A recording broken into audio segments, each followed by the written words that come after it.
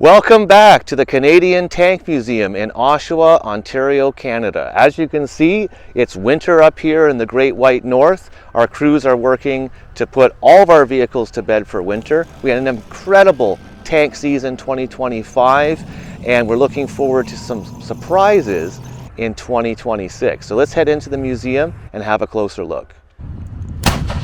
Looking back, 2025 was a banner year for the Canadian Tank Museum. An ever-growing attendance to our Tank Saturday program from May to October, and an incredible Aquino Tank weekend with new attendance records. We completed more restorations, more maintenance projects than we had in the previous 5 years. You'll see new vehicles in the tank arena on display in the museum due to the hard work of our members and volunteers during the 2025 season. What can you expect from the Canadian Tank Museum in 2026? Well, of course, we're going to have Aquino Tank Weekend. Our very popular Tank Saturday series continues, and we have 3 currently top secret, very unique main battle tanks coming to this collection. I wish I could tell you more, but you're going to have to stay tuned.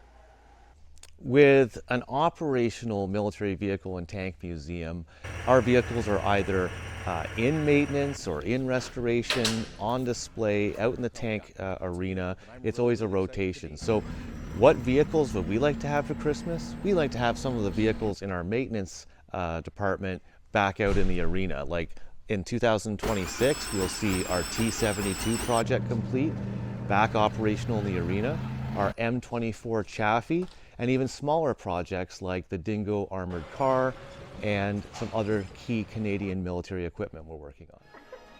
From the members and volunteers of the Canadian Tank Museum, from our home in the north to yours all over the world, we wanted to wish you a very Merry Christmas and a Happy New Year. Merry Christmas! Eh?